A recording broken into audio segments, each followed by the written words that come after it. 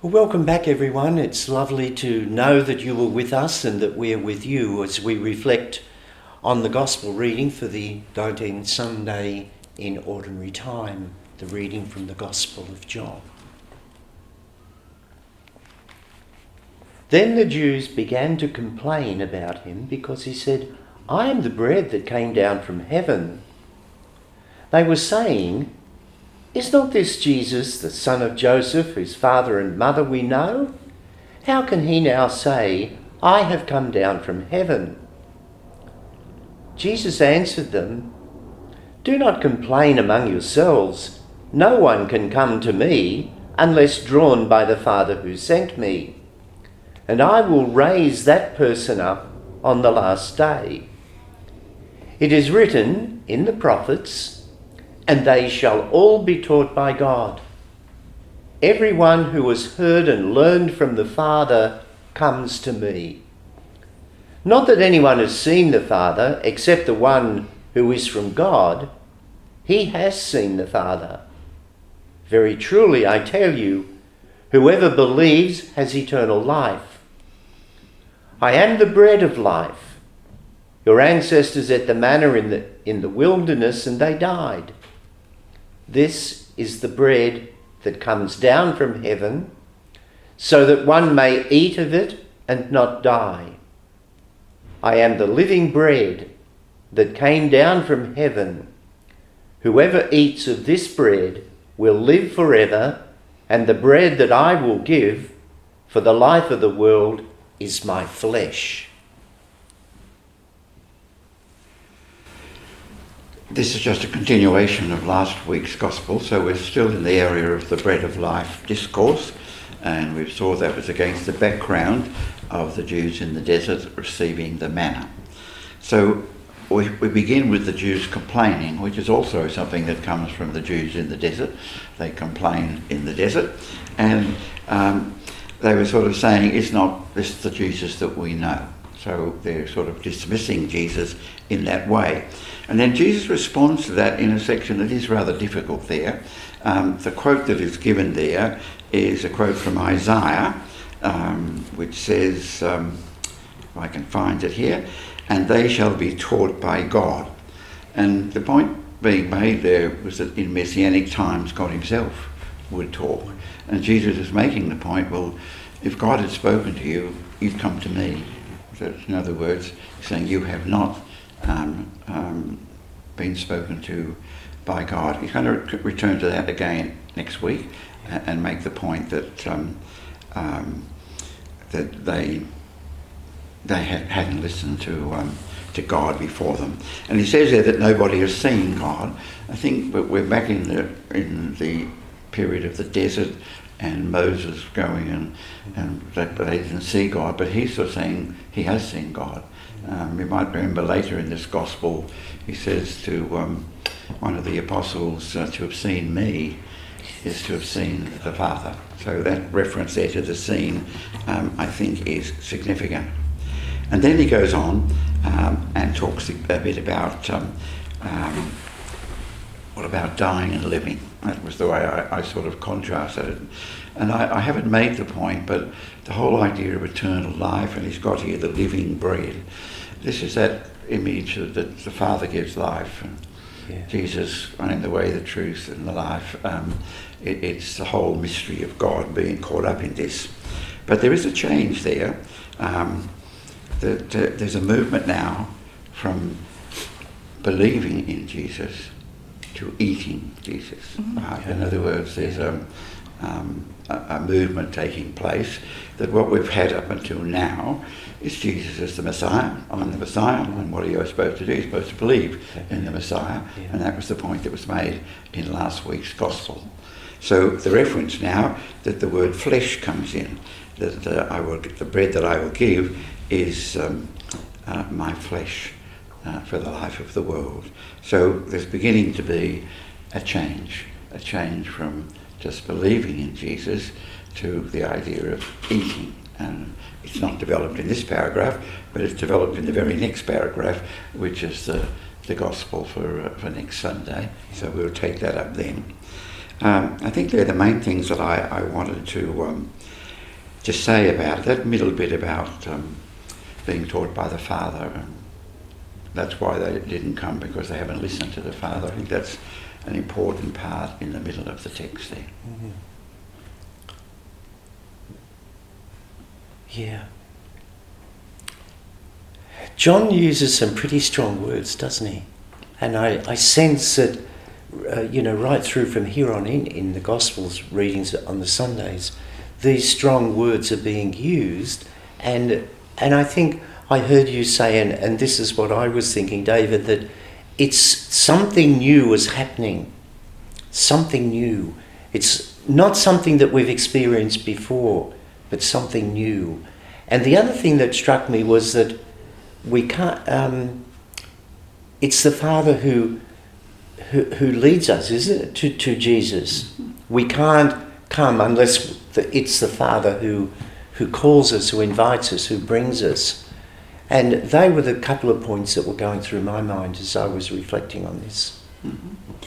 And interestingly, John, when you used the word new, I was thinking as a hearer of these words for the first time that are being recorded here, I was just so struck by this person of Jesus speaking in this way, and even the audience is saying, what's he saying? Isn't he Mary and Joseph's son? Mm. Like all of a sudden Jesus is taking on this extraordinary, his transformation from the boy, the son, to this, the Son of God who's showing himself here at this moment, and then to go on to speak once again, say that I'm the bread of life. This would be the first time people have ever heard this language. And then the word that popped, and the flesh. Yeah. Like, it must have, it's quite a shocking wake up about who this person is. So I could only imagine as hearing that time ago, how it must have flown through those in the audience, waiting to hear what he has to say. Mm-hmm. I think, it's shocking now in a way, but it must have been, we're used to it, we know what's coming next, but it must have been, who is this man? Yeah, it becomes a job for us, doesn't it? Yes. Because we can take it so much for granted, we've grown up with it. Yes, like all the hymns are going through my head as I speak. I am the bread of life. But hear it again. Oh. Yeah, well, you have heard David and Virginia and I responding to how we have been touched by the word that we've shared this morning, and invite you now to take a few moments to reflect yourselves. How has that word spoken to you? How is that word coming alive for you? Perhaps in a new way, as we believe it's something new that's being said to us.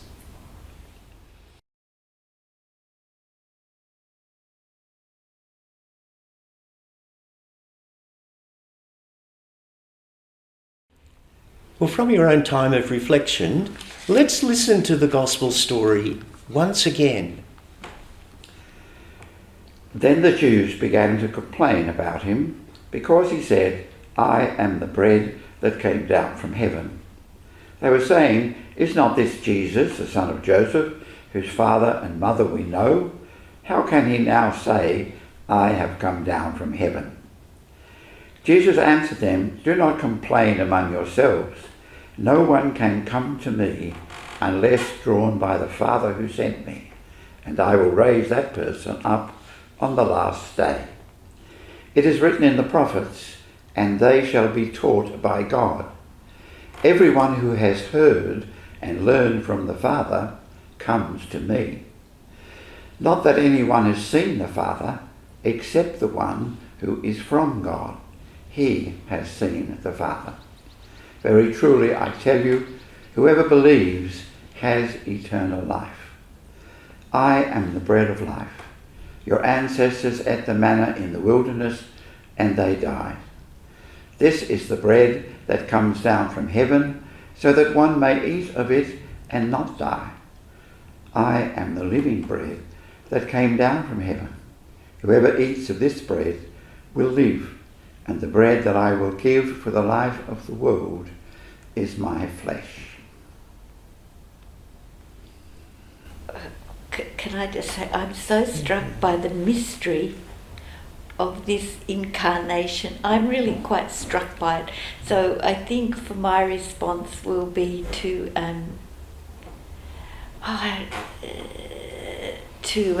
consider the importance of the Eucharist in my life. I mean, I've already said that we've heard it so often that it can just easily, wash over me. But maybe this week, just to take time to sit with those words, that I'm the bread of life, my flesh, and what do I really understand? What do I really say I believe in when I utter those words? I focused on the belief again, the believing, and it seems to me that the way the discourse is going, it's laying a foundation of faith, and within that, the Eucharistic element will come. And I think sometimes we just see the Eucharist by itself. We turn up for the Eucharist and do the Eucharist, as it were. But really, it's that whole faith environment that needs to come. So I might just look at the way I'm involved in the Eucharist to see that the environment that's necessary is there. You have heard us name a task that we want to undertake in the coming week, arising out of the Word of God that we've shared. We invite you now to reflect for a few moments. What is it in the Gospels passage this morning that you have heard that you want to kind of take with you throughout the course of this week and see where that might lead you in terms of your own understanding of the bread of life, of the Eucharist?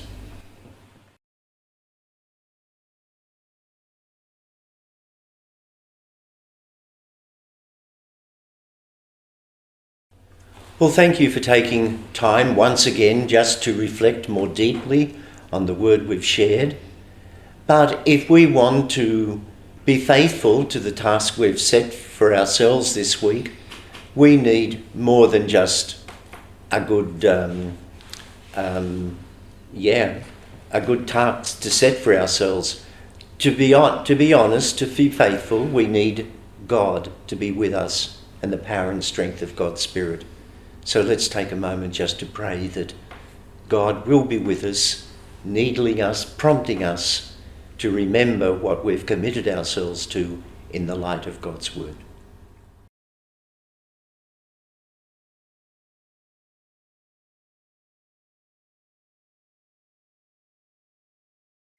It's been a privilege to share this time with you today, reflecting on the Gospel story from John's Gospel on the 19th Sunday in Ordinary Time.